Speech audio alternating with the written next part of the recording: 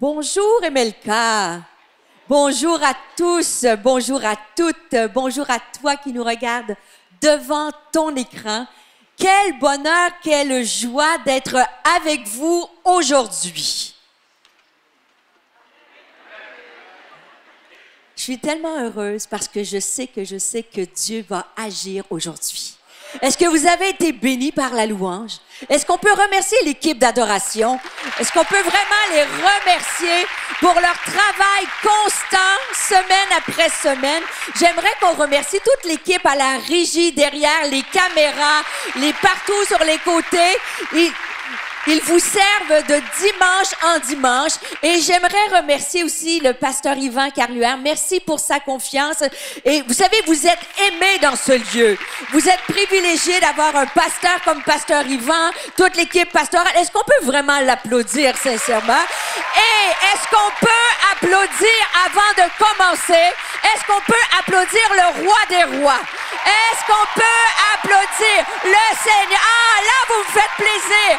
Est-ce qu'on peut faire un standing ovation pour le roi des rois, à celui qui est tout puissant, à celui qui peut tout dans ce lieu, à celui qui te connaît, à celui qui connaît tes besoins. Il connaît ton cœur, il connaît tes craintes, il connaît tout de toi, mais il peut tout aujourd'hui. Il est le Dieu de toute possibilité.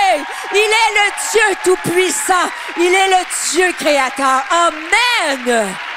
Ah, avant de t'asseoir, dis à ton voisin à droite, ta voisine à gauche, dis-lui, Dieu est bon. Dis-lui derrière toi, tourne-toi derrière toi. Dis-lui, Dieu est bon. Amen. Ah, là, je vous reconnais, Melka. Voilà, vous pouvez vous asseoir. Quelle joie aujourd'hui. C'est un privilège d'être ici parce que je sais, et je déclare la parole de Dieu, sa parole ne revient jamais sans avoir fait son effet. Et quand il dépose une pensée dans le cœur, c'est parce qu'il veut intervenir. Et je sais que ce matin, il va intervenir. Il est ici. Tu sais, ce n'est pas le fruit du hasard que vous êtes ici. Einstein a dit, le hasard, c'est Dieu qui se promène incognito. Alors Dieu est ici, il y a un plan, une parole pour toi. Et ce matin, on va regarder, le titre de mon message, c'est « Croire contre toute attente ». Comment nous pouvons croire contre toute attente?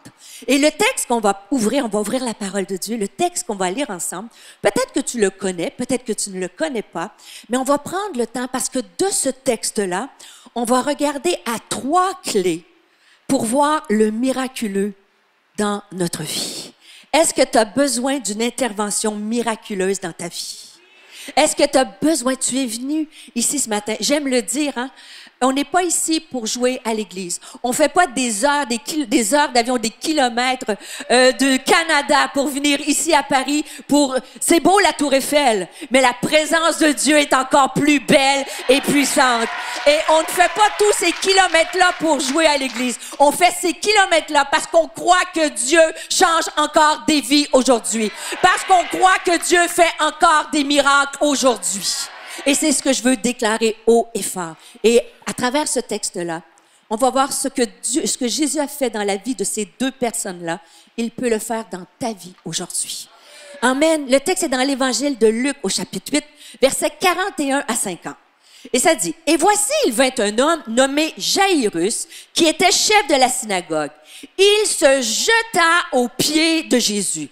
Et il supplia Jésus d'entrer dans sa maison parce qu'il y avait une fille unique, une seule fille, d'environ 12 ans qui se mourait.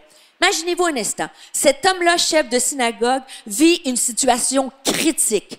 Sa seule fille unique est en train de mourir. Et là, il vient vers Jésus parce qu'il a besoin d'un miracle. Pendant que Jésus y allait, il était pressé par la foule. Or, il y avait une femme atteinte d'une perte de sang depuis 12 ans qui avait dépensé tout son bien pour les médecins sans qu'aucun ait pu la guérir. Elle s'approcha par derrière et toucha le bord du vêtement de Jésus.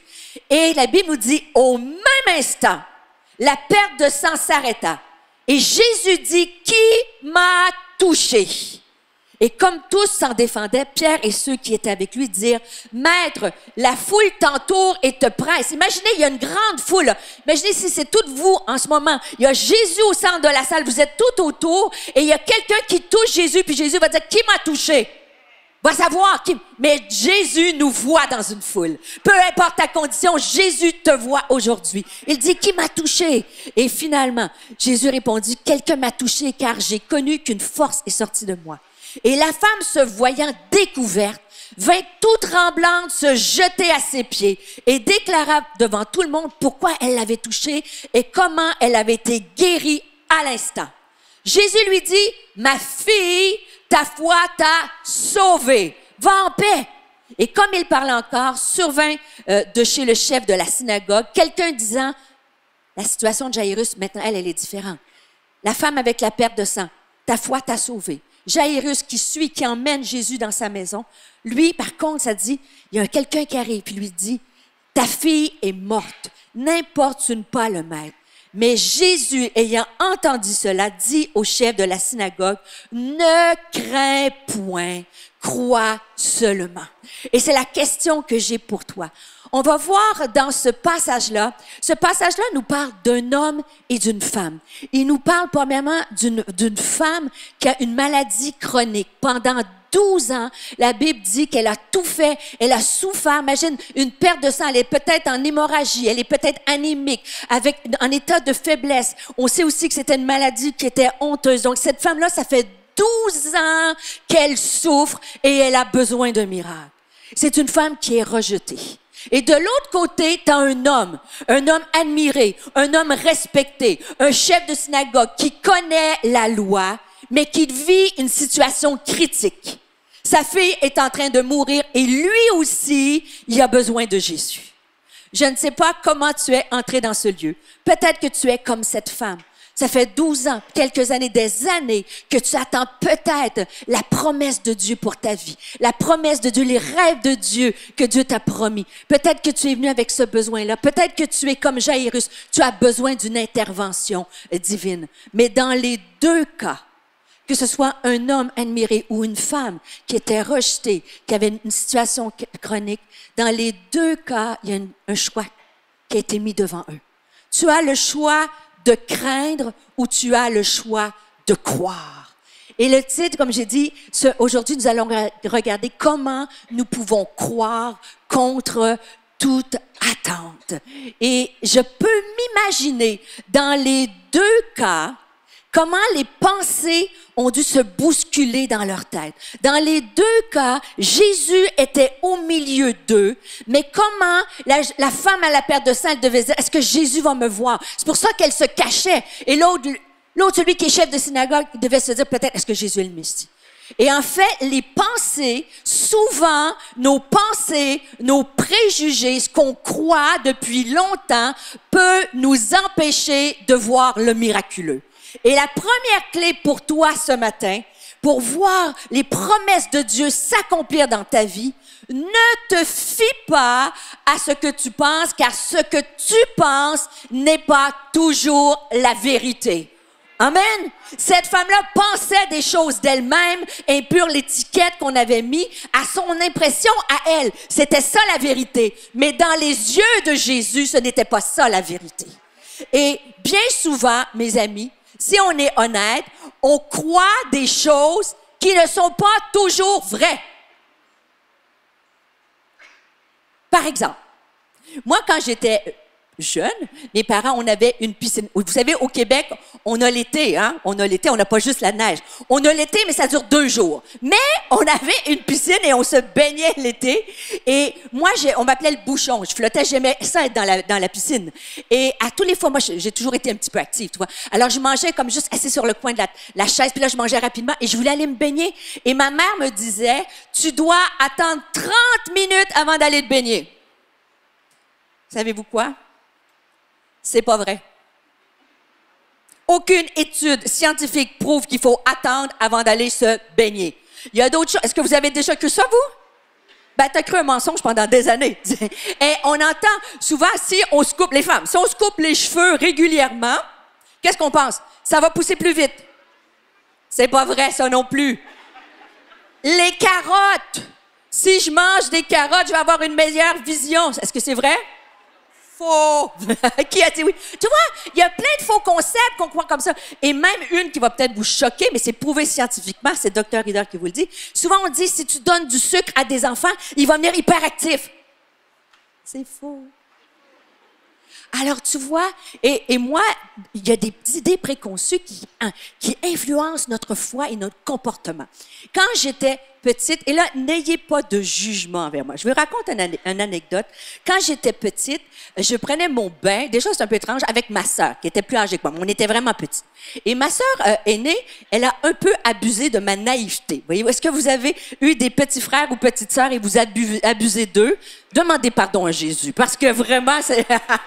Et elle a un peu abusé de moi, tu vois. Et elle me disait... Tu sais, Stéphanie, quand on préparait le bain, puis là, elle mettait de la mousse de bain, tu sais, le bubble bath, il y avait des bulles de bain. Et là, je sais, là, vous me regardez, faites-moi un cœur comme ça, vous m'aimez, là, parce que quand je vais vous dire, vous allez être étrangement.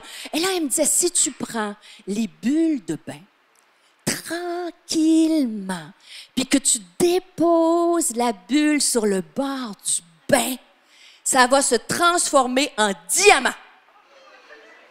Et moi, j'ai cru ça et ça l'a influencé.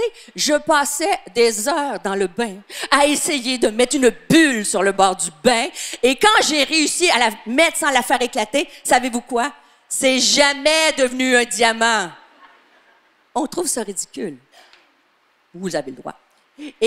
Mais en fait, si on est honnête, il y a plein de choses dans notre vie, des choses qu'on pense, lorsqu'on n'est pas à la lumière de Jésus, des choses qu'on pense qui viennent influencer nos comportements, influencer notre foi. Par exemple, cette femme-là, qui était peu considérée, imaginez le concept, ce qu'elle devait penser. Elle devait se dire, est-ce que Jésus me voit? Il y a tout ce monde-là, est-ce que Jésus me voit? Parce que des fois, tu t'es pas dit dans une situation difficile, ça fait 12 ans qu'elle attend, ça fait 12 ans qu'elle est malade. Jésus est là, elle sait, elle croit en Jésus. Mais des fois, dans ses pensées, elle aurait pu dire, est-ce que Jésus me voit? Est-ce que Jésus va vouloir me toucher, moi qui est une femme impure? Est-ce que Jésus peut le faire? Ça fait 12 ans. J'ai consulté des médecins, j'ai donné tout mon argent et je suis encore malade. Est-ce que Jésus peut me guérir? Est-ce que je le mérite, ainsi de suite? Et en fait, dans sa culture, le fait qu'elle avait cette maladie, c'était honteux. Dans le livre de Lévitique, au chapitre 15, versets 19 à 23, ça nous dit, « La femme qui aura un flux de sang en sa chair restera 7 jours dans son impureté. Quiconque la touchera sera impur jusqu'au soir. » Et elle connaissait, c'était la culture. Imagine-toi le scénario qu'elle s'est dit, « Moi, impure, est-ce que j'ai le droit de toucher Jésus? » Et des fois, si on fait le parallèle, peut-être un homme, une femme, c'est pas important le genre dans cette histoire-là. On peut avoir tous des scénarios. Ça fait 12 ans que j'attends. Est-ce que tu crois qu'aujourd'hui, Jésus peut encore le faire? La réponse, c'est oui. Mais des fois, quand on est pris sur le chemin, et la même chose, Jairus aussi avait ses pensées, ses scénarios. Jairus, il se disait, il est un chef de la synagogue. En fait, il croyait, et la Bible, il n'y avait pas la Bible, c'était la Torah. Il croyait Dieu, c'est écrit dans les 5 premiers livres de la Bible, la Torah, mais croire en Dieu et croire en Jésus pour le chef de la synagogue, c'était compliqué. Parce qu'en fait, c'était pas les Juifs qui croyaient que Jésus était le Messie. Donc, s'identifier à Jésus, aller vers Jésus, ça demandait un pas de foi. Et probablement que Jairus était un cartésien. Qu'est-ce que les autres chefs de synagogue, qu'est-ce que les scribes vont penser que moi, un chef comme ça, j'aille vers Jésus?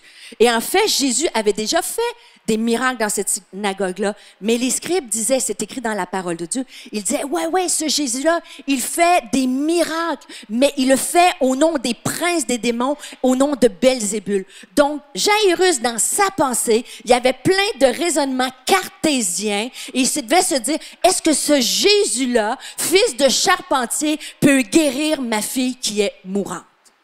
Moi, j'ai déjà été dans les deux cas. Est-ce qu'il y a quelqu'un comme moi dans ce lieu? Je sais que vous êtes hyper spirituel. Dis à ta voisine, t'es hyper spirituel. Toi, t'as jamais de pensée qui t'empêche de croire en Jésus. Mais si on est honnête, et moi je dis toujours, je suis pas ici pour vous impressionner, vous seriez déçus. Vous n'êtes pas ici pour m'impressionner. Mais si on est honnête devant Dieu, ça arrive que des fois, quand ça fait un certain temps que tu as besoin, que tu attends une promesse de Dieu, tu peux dire, est-ce que Jésus va vraiment le faire? Si, même de façon cartésienne, moi je suis une scientifique, hein, j'ai mon doctorat en biochimie, même au niveau de la guérison, moi c'est la médecine, c'est ci, c'est ça. Mais des fois quand la médecine a fait son bout de chemin, est-ce que Jésus peut encore guérir? Est-ce que et on est chacun d'entre nous, peut-être tu es entré dans ce lieu, tu te dis, ta situation comme Jairus est peut-être désespérée. Peut-être que c'est pas ta fille qui est en train de mourir, c'est peut-être ton mariage qui est en train de mourir. Peut-être que tu es célibataire dans ce lieu, puis tu te dis, est-ce qu'il y a des célibataires dans ce lieu? Levez la main bien haute, là. OK, prenez le temps de vous identifier. Vous allez me remercier un jour. Parfait. Peut-être que ça fait 12 ans que tu cherches la femme ou l'homme de tes rêves. Yeah.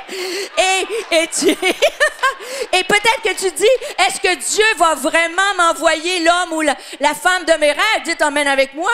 Et la réponse est oui, mesdames. Hey! Non, mais ça peut être, est-ce que j'entends la voix de Dieu? C'est quoi? Tu es peut-être ici, tu es étudiant. C'est quoi le plan de Dieu pour ma vie? Je cherche la volonté de Dieu. Peut-être que tes parents, tu es un parent dans celui que moi j'ai traversé, que tes enfants se sont éloignés de Dieu. Puis tu te dis, est-ce que Dieu est encore capable de les ramener? Et des fois, on est pris dans nos pensées. Et pour voir le miraculeux, tu ne peux pas te fier à ce que tu penses, parce que ce que tu penses, tes faux concepts, tes préjugés, tout ça, ce n'est pas la vérité. Et je ne sais pas si vous connaissez Houdini. Je ne suis pas une fan de Houdini, mais il y a eu un documentaire sur lui et j'ai été un peu interpellée. En fait, Houdini, c'est celui-là qui, pour les plus jeunes, c'est lui qui avait des camisoles de force, puis il pouvait se sortir de toutes sortes de situations. Tu sais, il y avait des menottes, et puis il arrivait à se libérer des menottes. Et la fierté de Houdini, c'était qu'il allait dans les prisons, on le mettait dans une cellule, on fermait la porte, hein, on la fermait à clé, et Houdini, le plaisir, et lui, il savait comment sortir de la prison, ouvrir la porte de la prison lorsque le cadenas était là, lorsque la porte était barrée, fermée à clé. Et une seule fois, dans le reportage, ils ont dit, il y a une seule fois que Houdini n'a pas été capable de sortir de la cellule. Alors, ça m'a interpellée. J'ai dit, comment il y a l'habitude? Alors, il semble que Houdini, il est rentré comme à l'habitude et il a fait comme il pensait. Ils l'ont mis dans la cellule, ils ont fermé la porte et il a sorti un petit objet en métal, une petite barre de fer, ils disent, et à chaque fois, il faisait le même truc. C'est comme ça qu'il savait faire. Donc, il a pris son petit truc en métal, et là, il est allé dans la serrure, et là, il a essayé d'ouvrir la porte. C'est une histoire vraie, ce que je vous raconte là. Donc, il a essayé d'ouvrir la porte de la cellule, et il semble qu'il a essayé pendant 2 heures. Et c'était la première fois qu'une porte de cellule fermée à clé lui résistait. Et là, il était découragé, il s'est assis dans la cellule, et finalement, il a crié au gardien, il a dit, « Venez me sortir d'ici, je suis enfermé, je ne peux pas sortir. » Et là, tout le monde arrive, le grand Houdini n'a pas réussi à sortir. Et savez-vous pourquoi? Parce que la porte n'était pas fermée à clé. Parce que Houdini pensait que la serrure était fermée à clé, que la porte était fermée à clé, il a fait selon ce qu'il pensait. Il était tellement convaincu que c'était fermé à clé qu'il a passé à côté. Et combien de fois, mes amis, ça nous empêche de voir, de continuer à avancer avec Jésus parce qu'on pense que c'est comme ça. On a de la misère et Dieu nous appelle à refaire nos pensées. La Bible nous dit qu'il faut renverser les raisonnements humains et rendre toute pensée captive à la connaissance de Christ. Et les pensées, là, c'est tellement, tellement important parce que c'est de tes pensées que vont naître tes émotions et tes actions. Et ça commence par les pensées. Et la Bible le savait. En Proverbes chapitre 23, verset 7, c'est écrit « Car il est comme les pensées de son âme ». En fait, la Bible nous dit « Car nous sommes, qui nous sommes le résultat de ce qu'on pense dans notre âme. » Et on a toutes eu des pensées qui nous ont fermé l'esprit, qui nous ont bloqués, qui nous ont paralysés. Et j'aime Craig Rochelle, qui est un prédicateur, un auteur de best-seller. Il a écrit un livre sur les pensées. Ça m'a frappé. Il a dit, la vie que nous avons est le reflet de ce que nous pensons. Ce que nous pensons déterminera qui nous deviendrons demain. Qu'est-ce que tu penses aujourd'hui? est-ce que, comme Jésus te dit, ne crains pas, mais crois. Et je crois sincèrement que Dieu veut venir aujourd'hui renverser nos pensées, ouvrir des portes de prison pour nous rendre libres. Et en fait, Jairus a surmonté ses pensées cartésiennes. La Bible nous dit que Jairus, malgré toutes ses pensées, ce qu'il devait croire, il s'est jeté aux pieds de Jésus. Il s'est dit, Jésus, viens dans ma maison. Il a surmonté la possibilité, est-ce que Jésus est vraiment capable? Il avait tellement besoin de Jésus qu'il a dit, Jésus, viens.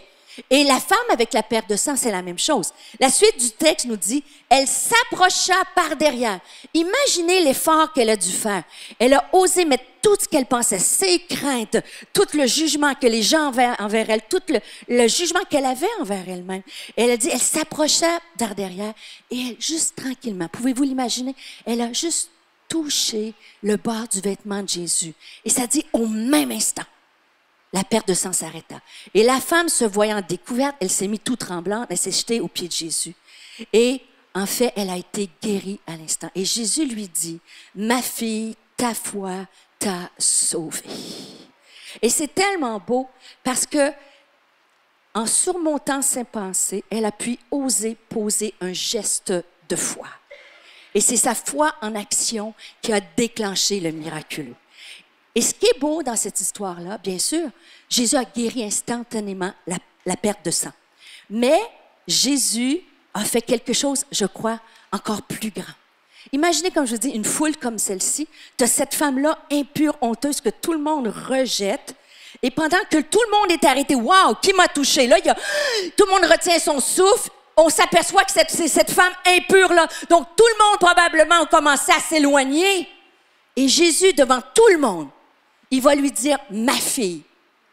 Et c'est tellement beau parce que dans la coutume, dans la culture, Jésus aurait dû dire « wow, éloigne-toi de moi parce que tu m'as touché, je suis rendu impur ». Et Jésus va faire complètement l'inverse. Et ça, c'est notre Jésus, mes amis. C'est notre Jésus. Peu importe nos passés, peu importe qui nous sommes, qui m'a touché. Et lorsqu'elle va faire ça, il va dire « ma fille ». Et le terme en grec pour « ma fille », c'est tellement beau, c'est « tugader », qui veut dire littéralement « chair de ma chair ». C'est pas ma fille, la fille, une fille, c'est mon enfant.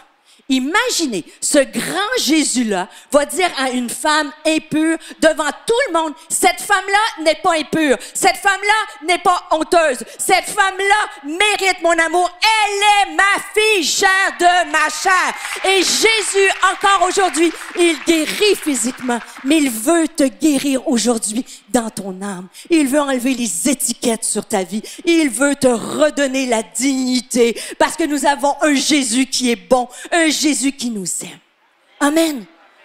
Mais elle a dû surmonter sa façon de penser pour toucher Jésus. Et là, la suite de l'histoire est intéressante parce que pour Jairus, on voit cette femme obtient son miracle. Mais si vous avez bien lu avec moi la suite du texte, c'est qu'alors qu'elle croit, elle a le miracle. Jairus aussi surmonte ses pensées, il se met à genoux, mais lui, sa situation, au lieu de s'améliorer, elle se détériore. Et le texte va comme suit. On va le dire par la suite du texte. Verset 49. Ça dit, comme il parlait encore, survint de chez le chef de la synagogue quelqu'un disant, et lui, c'est ça, elle est guérie, cette femme impure. Lui, chef de synagogue, on va lui dire, ta fille est morte. Et ça, bon, je sais encore. À Paris, à Melka, vous êtes hyper spirituel. Mais disons dans un autre endroit du monde, OK? Est-ce que ça t'est déjà arrivé, même si tu aimes Jésus de tout ton cœur et tu aimes les gens, tes frères et sœurs dans l'Église, mais toi, tu es en train de vivre, tu mets ta foi en action. Jairus était un homme qui faisait le bien, qui respectait la loi, il faisait tout ça. Et pendant qu'il veut emmener Jésus dans sa situation, c'est la femme impure qui est guérie, puis que lui, sa fille est morte. La femme, à la perte de sang, elle n'était pas à 12 ans et une journée près à être guérie. Mais lui, Jairus, c'est une question d'urgence. Sa fille est morte. Et des fois, ça nous arrive sur le chemin de la vie, bien qu'on aime les gens autour de nous. Et vous savez, sur Instagram, on voit tout. N'est-ce pas? Et on peut voir des bénédictions. Et moi, je suis sur Instagram, c'est pas le problème. Mais on peut voir des gens qui obtiennent la réponse à leurs prières, des promesses, des parents te prier pour tes... Tu vois Dieu agir. Et toi, au lieu de voir ton miracle, ça se détériore. Est-ce que quelqu'un est avec moi dans ce lieu? Moi, je m'auto-emmène parce que ça m'est arrivé. Et en fait, mais Jairus, il a fait quelque chose de suprêmement important. La deuxième clé pour toi. Ne te fie pas à ce que tu ressens, car ce que tu ressens n'est que passager. Pendant que Jairus, il y a quelqu'un qui lui dit, ta fille est morte. Pourquoi vous pensez que Jésus lui dit ne crains rien? Le terme craindre, c'est encore pire. Il dit, n'aie pas peur, ne crains pas, je suis là. Parce que Jairus avait de la peur. Quand tu as une nouvelle qui est déchirante, qui brise ton cœur, que ce soit au sujet de tes enfants, au sujet d'un ami, au sujet, n'importe quand tu as une nouvelle difficile, la peur, la peine peut monter. Mais Jairus a choisi de ne pas écouter ses pensées et il a choisi de ne pas écouter ses sentiments. Les sentiments sont normaux. Dieu nous a créés avec des sentiments. Mais des fois, les sentiments viennent nous paralyser. Et d'autres fois, vous savez, il y a des peurs qui sont réelles. Jairus est face à une peur qui est réelle. Mais il y a des peurs, des fois, qui sont imaginaires. On s'imagine que ça va arriver. Et dans ces moments-là, les sentiments. Ça se rend jusqu'au fond? Les sentiments. Et Jairus, il n'a pas écouté son besoin. Et ce qui est beau, c'est dans le texte la suite, quand Jésus va lui dire, ne crains pas, crois seulement, elle sera sauvée. Et c'est le verset 51 qui a frappé mon cœur. Une simple phrase. Sa fille est morte. Jésus lui dit, ne crains pas. Et le verset qui suit, c'est lorsqu'il fut arrivé à la maison. Et malgré la peine, malgré la peur, malgré, j'imagine, l'anxiété, le sang dû monter dans sa poitrine, Jairus a choisi, c'est un choix, de ne pas écouter cette peur-là, mais il a choisi de continuer avec Jésus dans sa maison. Et trop souvent, mes amis, lorsqu'on est face à quelque chose qui vient nous chercher, la peur qui est là, est-ce qu'on arrête de marcher? Est-ce qu'il aurait pu se dire, pourquoi Jésus te guérit cette femme et non moi? Pourquoi ma fille est morte? Pourquoi je me suis mis à tes pieds? Mais Jairus n'a pas écouté. Il a continué à marcher jusqu'à sa maison. Et toi, es-tu arrêté sur ton chemin? C'était quelques kilomètres entre la foule avec Jésus et la maison de Jairus. Mais cette marche-là a dû être la plus longue de la vie de Jairus. Parce qu'il devait se dire, est-ce que Jésus peut le faire? Ma fille est morte. Est-ce que c'est possible? Est-ce que c'est possible? Mais il a cru jusqu'à la fin et il a vu le miracle. Ne t'arrête pas de marcher. Et aujourd'hui, Dieu te dit, ne crains pas. Dans l'évangile de Jean, au chapitre 14, verset 17, c'est écrit, « Je pars, mais je vous laisse la paix. C'est ma paix que je vous donne. Je ne vous la donne pas comme le monde la donne. C'est pourquoi ne soyez pas troublés et n'ayez aucune crainte dans votre cœur. » Et ça veut dire, quand on a la paix, ça ne veut pas dire qu'on n'a pas de problème. On peut avoir la paix malgré les problèmes de la vie. Et Jésus est ici pour te donner la paix et il te dit, ne crains rien. Et ça, d'un couvert à l'autre de la Bible, Dieu a dit à des hommes et des femmes de Dieu, des héros de la foi. Tu peux être un héros de la foi, une héroïne de la foi dans ce lieu, mais tu as peut-être besoin aujourd'hui d'un ne crains rien de Dieu. Et Dieu t'envoie une Canadienne avec un accent québécois te dire ne crains rien. Il a dit à Abraham, ne crains rien. Il a dit à Moïse, ne crains point. Il a dit à Gédéon, sois en paix. Il a dit à Salomon, fortifie-toi et prends courage. En Proverbe 3,25, il a dit, ne redoute ni une terreur soudaine, ni une attaque de la part des méchants. Arrête l'hypervigilance de penser. C'est vrai que c'est difficile aujourd'hui. C'est vrai que c'est anxiogène.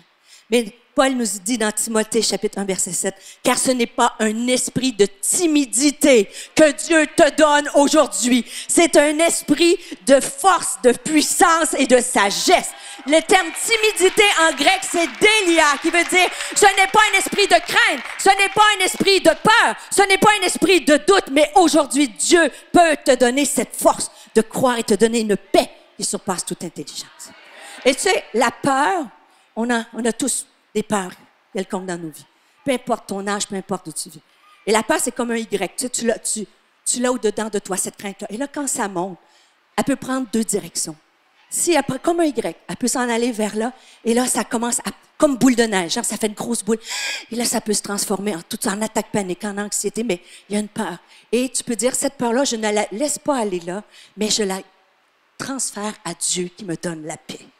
Et j'aime le dire, et je vais faire rapidement pour respecter le temps, mais la peur, c'est un peu comme un chien que tu promènes. Moi, j'ai un petit chien qui s'appelle Gribouille. Gribouille, c'est un bichon. Là, il est vieux. Il a 19 ans, il reste à peu près 2 dents. Alors, il court pas comme avant, mais quand il était petit, je l'emmenais prendre sa promenade au parc, et il y avait des gens qui promenaient leurs chiens, tu sais, des gros chiens. Et tu voyais les dames, ils promenaient leurs chiens, et les chiens étaient juste à côté d'eux, hyper tranquilles, super obéissants. Et moi, j'avais un petit bichon, à peu près 3 kilos, tu vois, et des petites pattes comme ça, mais il courait dans le parc. Et finalement, tu sais, il était en laisse, et le chien courait. Et en fait, c'était le chien qui me promenait, et non moi qui promenais le chien. Comme ça. Et en fait, c'est comme ça la peur. Soit que c'est la peur qui te promène, ou toi que tu promènes la peur. Il y a une question d'émotion. Soit que tu la laisses ou je décide que je la ramène à côté de moi. Et ça, j'aimerais en quelques instants vous partager juste une clé que j'ai mis en pratique dans ma vie. Parce que, vous savez, on a tous eu des défis. Des fois, on pense que les gens qui ont des micros ou qui voyagent, leur vie, c'est des pétales de rose, puis nous, on est avec les harpes, puis tout va bien, tu vois. Et je fais gazelle un peu. Et en fait, on traverse toutes des choses. J'ai une maman qui a eu un cancer du sein. Après ça, elle a fait un accident cérébrovasculaire. Elle a eu un cancer du pancréas. Et tous ces temps-là, j'ai eu la peur. Qu'est-ce qui va arriver? Parce que mon fils avait été diagnostiqué peut-être avec une maladie. J'ai cru pendant 2 ans qu'il avait peut-être avoir un cancer. Il y a plein. En ce moment, on entend un diagnostic dans ma famille de quelqu'un. Donc, tu vois, les peurs, ils peuvent venir dans ton esprit. Et à toutes les fois, quand j'ai traversé des situations difficiles avec mon fils, j'emmènerai pas le témoignage aujourd'hui, mais dans des situations qui étaient terribles, j'avais des peurs. Et le Seigneur m'a donné cette pensée-là et je veux te la partager vitement dans Philippiens chapitre 4, versets 6 à 9. Pense-y parce que le message, je prie pour vous que dès demain, la semaine prochaine, dans 1 mois, tu te souviennes de ce petit accent québécois. Quand la peur va venir, tu vas dire les 5 R pour contrôler ta peur.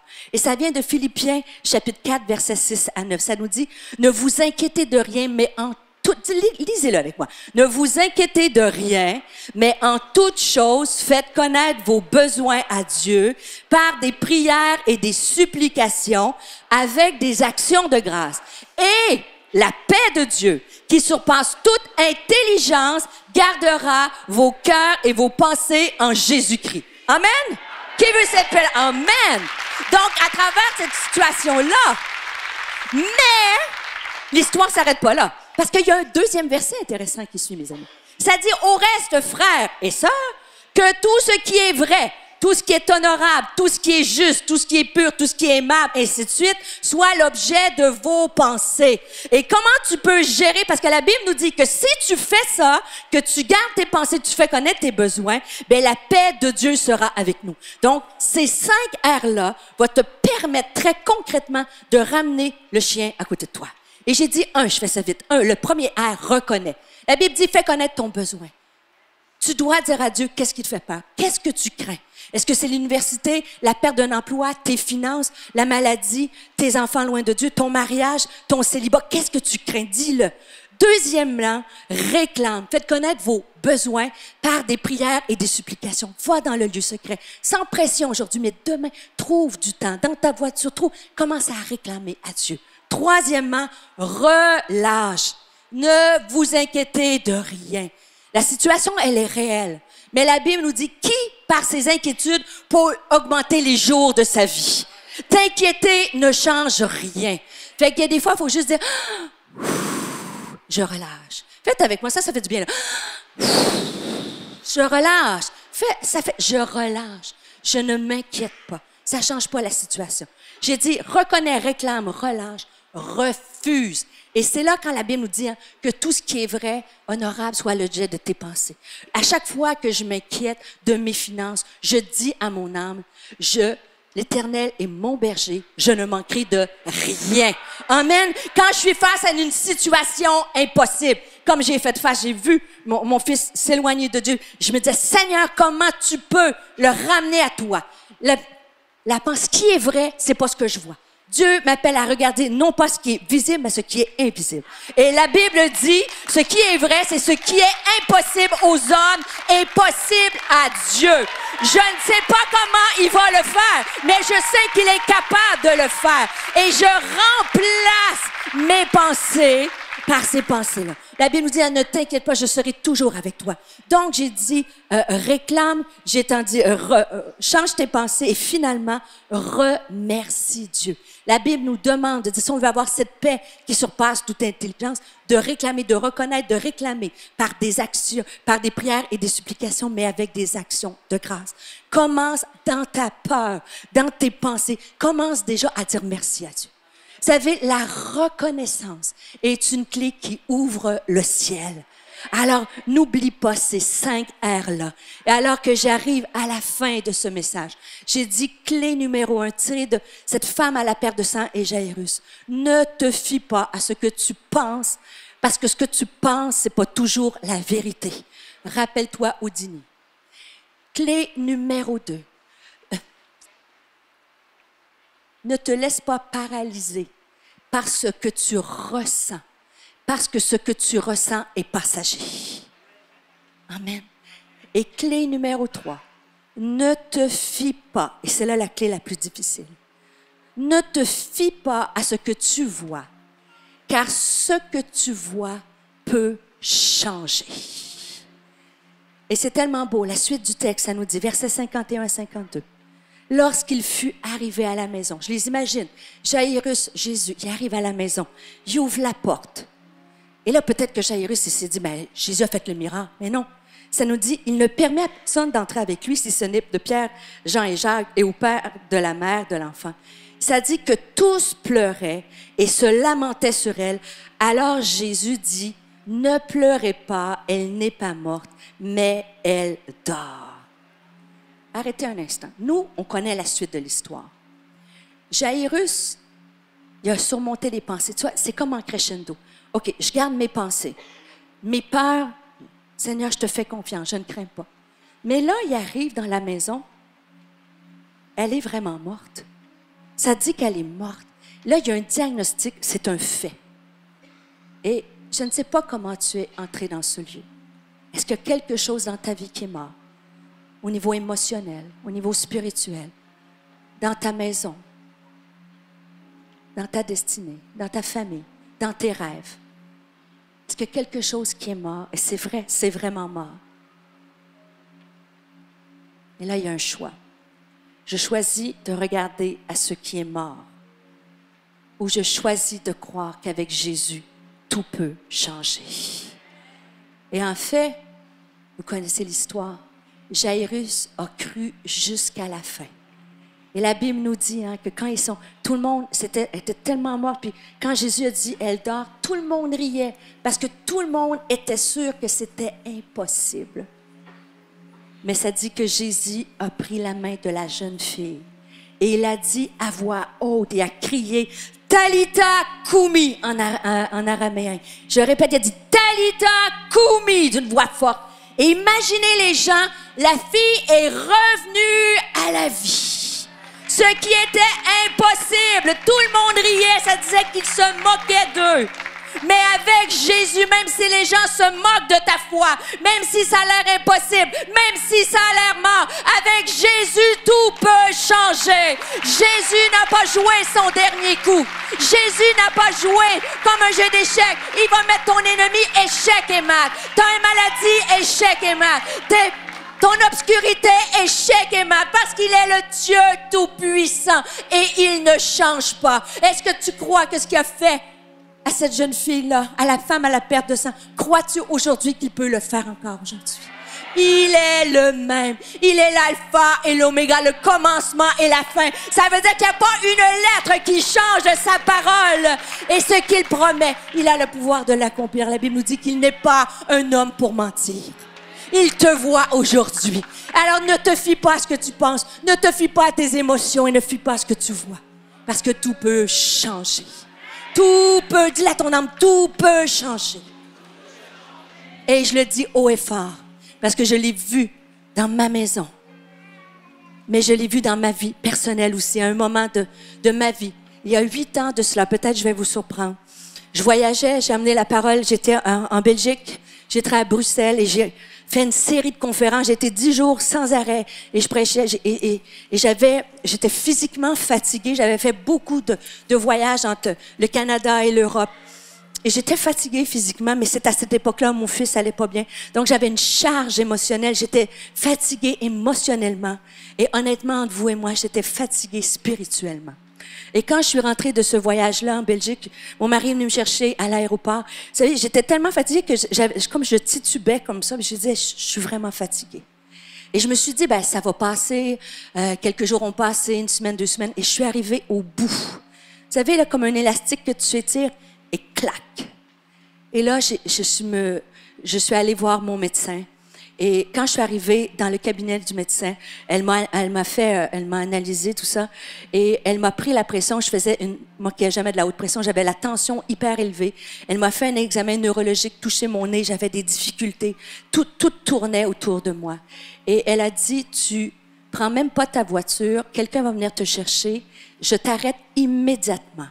Je devais enseigner au collège biblique. J'ai dit, écoutez, je peux pas. Moi, elle dit, tu t'en vas à la maison et tu t'arrêtes. Et elle m'a fait passer des scans au cerveau. Elle pensait que j'avais une tumeur au niveau du cerveau. Et finalement, les examens sont revenus. C'était pas une tumeur, mais c'était une maladie neurologique, un syndrome que tu pouvais garder pendant des années, qui s'appelle le syndrome du débarquement, le mal du débarquement. Et j'étais tellement mal au point que quand elle m'a dit le diagnostic, c'est un vrai diagnostic, j'ai dit, le mal du débarquement, c'est quoi? C'est parce que j'ai envie de débarquer de ma vie, c'est trop difficile. Et j'essayais de rigoler, mais j'étais à bout de force. Et finalement, ce syndrome-là m'a emmené, et toutes les pressions autour de moi que je me mettais, m'a emmené dans un burn-out, un épuisement professionnel. Et je suis tombée comme au fond du baril, parce que, comme la femme à la perte de sang, j'avais la honte. Je me disais, moi, un pasteur, comment je peux faire un burn-out? J'avais comme cette honte-là. Et comme je me sentais comme jaillireuse. Voyons, moi, Seigneur, je t'ai servi. Et pourquoi tu m'as emmenée? Et j'étais vraiment découragée. Et dans mes pensées, c'était sombre. Et même dans mes peurs, parce que dans le mal du débarquement, elle m'avait dit, tu pourras pas prendre l'avion. J'étais pas assurable, donc impossible de voyager. Vous savez, Canada, Europe, ça prend quand même un avion. Et je me disais, Seigneur, ma vie est fichue, qu'est-ce que je vais faire? Et j'ai eu ces pensées-là noires, de dire, et j'étais mal en point. Puis je dis, Seigneur, t'es où dans ça? Et j'avais des peurs pour mon futur, parce que je me suis dit, elle m'a dit, ça se peut que ça dure toute ta vie. Et là, je me suis dit, ça se peut pas, Seigneur. Et finalement, dans ce moment de burn-out-là qui a duré 8 mois. Bien sûr, je suis allée chercher de l'aide, j'ai fait tout ce qu'il y avait à faire, j'ai fait des changements dans ma vie. Mais ce qui m'a complètement changé, c'est que dans un moment de prière, Jésus est venu comme cette femme qui m'a touchée. Cette force, j'ai senti la force de Jésus en moi. Et le Seigneur m'a relevé complètement. Il a relevé mon âme. Il a changé mes pensées.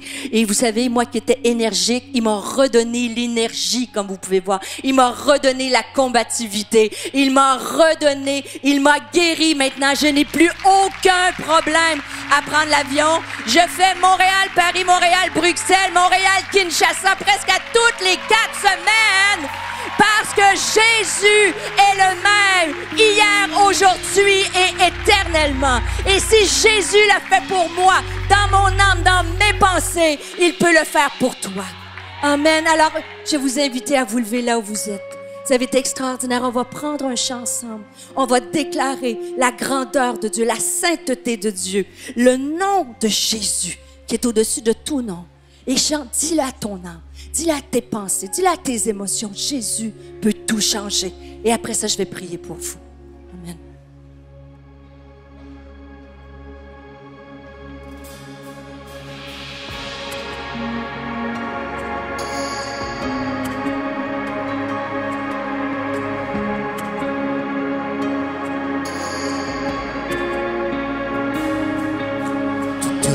générations devant lui prosterner, entonnant ensemble un cantique à l'agneau.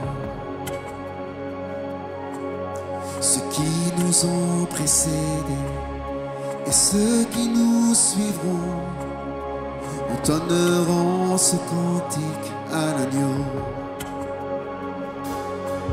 Ton nom est le plus grand, ton nom est tout puissant, ton nom est au-dessus de tout.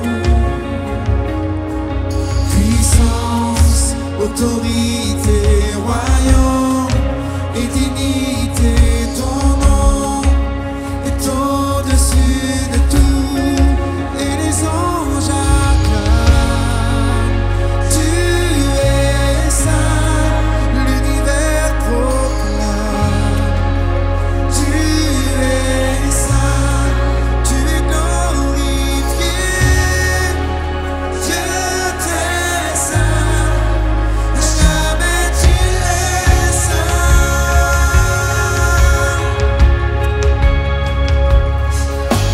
Vous qui l'a pardonné, vous qui l'a racheté, venez chanter ce cantique à l'agneau. Vous qui l'a libéré, vous qui portez son nom, venez chanter ce cantique à l'agneau. Nos voix résonnent pour l'éternité, et les anges acclament, tu es saint, l'univers proclame, tu es saint, tu es glorifié, Dieu t'es saint, à jamais tu es saint. Tout ton peuple crie, tu es saint, toi le roi des rois, tu es saint, Dieu d'éternité, tu es saint, à jamais tu es saint. Alléluia. Avant de déclarer son nom, j'aimerais là où tu es, si tu as besoin de Jésus aujourd'hui, lève tes mains bien hautes. Il nous reste quelques instants. Je veux respecter le temps qui m'est alloué. Mais je veux prendre le temps. Je ne veux pas quitter sur Montréal sans avoir pris le temps de prier pour toi. Tu as besoin de Jésus. Fais comme cette femme à la perte de sang. Et lève ta main et touche le bord de son vêtement. Peu importe ce que tu penses, peu importe ce que tu ressens, parce que Jésus peut tout changer. Alléluia. Seigneur, je te prie pour des hommes et des femmes dans ce lieu, Seigneur. Je viens avec l'autorité que tu me donnes dans le nom de Jésus. Le voile est déchiré. Nous avons accès à la puissance du trône. Nous avons un avocat qui intercède pour nous, Seigneur. Je prie que tu viennes toucher ces hommes et ces femmes. Je réclame le miraculeux dans leur situation. Seigneur, accomplis tes promesses. Je veux prier, briser les pensées négatives, les scénarios négatifs dans le nom de Jésus. Nous les remplaçons par tes promesses. Ce qui est oui et amen. Je prie, Seigneur, pour la paix. Seigneur, dans ce lieu, il y a quelqu'un, tu lui dis, ne crains rien. Ne vous inquiétez de rien, car je marche avec toi. Je serai tous les jours avec toi. J'ai déjà un plan en action pour toi. Je vais agir. Ne crains point. Seigneur, je te dis merci. Je veux t'offrir des actions de grâce parce que ta parole ne revient jamais sans avoir fait son effet. Et je te prie qu'aujourd'hui, tu l'accompagnes par des signes et des prodiges parce que tu es le Dieu tout-puissant qui ne change pas. Et tu as donné le pouvoir d'emmener à la vie ce qui est mort. Et ce que tu l'as fait dans ma vie, tu l'as fait dans la vie de mes frères et sœurs aujourd'hui, dans le nom de Jésus. Est-ce qu'on peut acclamer Jésus? Est-ce qu'on peut élever Jésus? Est-ce que tu veux déclarer la puissance de Jésus? Déclare le nom tout-puissant. Jésus est ici. Élève son nom. Il est au-dessus de toute situation. Il est au-dessus de toute possibilité. Déclare-le. Au-dessus de tout royaume. Au-dessus de tout défi. Au-dessus de tout échec. Au-dessus de tout. Déclare-le. Il est puissant, il est vrai. Il ne change pas. Et le plus grand ton nom, et tout puissant ton nom, est au-dessus de tout. Puissance, autorité, royaume et dignité, ton nom est au-dessus de tout. Ton nom est le plus grand, ton nom est tout puissant, ton nom est au-dessus de tout. Puissance, autorité, royaume et dignité, ton nom est au-dessus de tout. Ton nom est le plus grand, ton nom est tout puissant, ton nom est au-dessus de tout. Puissance, autorité, royaume et dignité, ton nom est au-dessus de tout. Et les anges acclament, tu es saint, l'univers proclame. Tu es saint, tu es glorifié. Dieu t'es saint, jamais tu n'es saint. Tout ton peuple crie, tu es saint, toi le roi des rois. Tu es saint, Dieu d'éternité. Tu es saint, jamais tu n'es saint.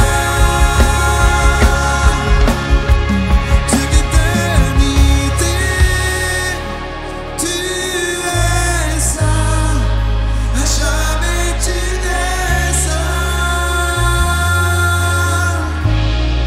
Dieu d'éternité, tu es saint, jamais tu es saint.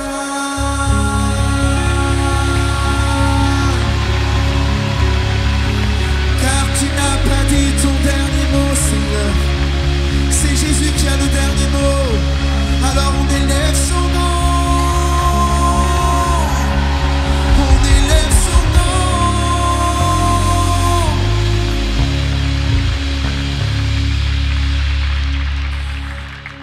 Alors que nous arrivons à la fin de ce moment, le temps passe vite, n'est-ce pas? Eh bien, 2 ou 3 annonces rapides. La première, si tu veux, une prière intentionnelle pour ta vie. Aujourd'hui, on ne peut pas prendre un temps, mais tu peux envoyer ta prière à prière@église-MLK.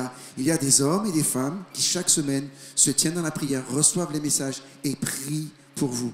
Tu peux aussi, si tu le désires, pouvoir bénir l'église en donnant une offrande. Et tu peux le faire en allant au point finance ou tout simplement en allant sur internet jeveuxdonner.fr. C'est grâce à vous, c'est grâce à l'implication de chacun aussi financière que on avance, on grandit ensemble. Et si finalement aussi tu veux servir à MLK, tu n'as pas pu encore le faire jusque-là, tu peux aller aussi sur internet et taper jeveuxservir.fr et tu auras ensuite toutes les informations pour un premier contact. Et bien sûr, tu seras le bienvenu pour nous aider dans cette grande mission. On termine ensemble par le chant avec lequel on a commencé au début. On ne peut pas s'empêcher que de dire juste un grand merci. Quand on sait que Dieu est avec nous, comme il a été avec Jairus et cette femme à la perte de sang, on dit Seigneur, je te fais confiance. Et dans ma tempête, dans ma difficulté, tu es là et toute chose concourt à mon bien. Alors, merci. On le dit ensemble, merci. C'est parti.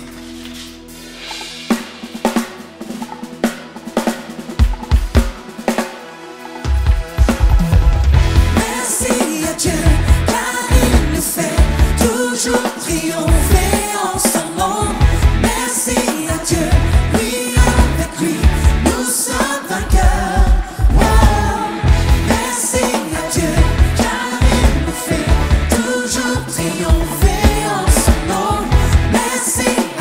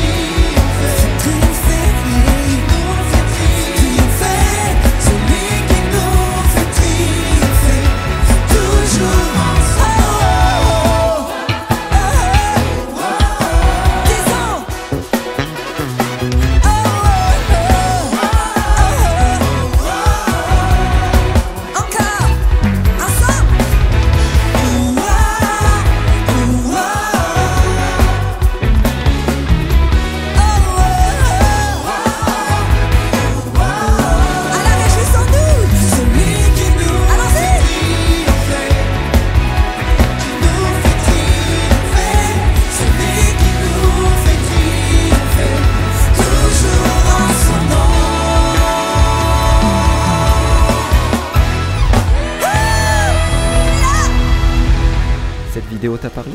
Clique sur j'aime. N'oublie pas également de t'abonner et de déclencher les notifications.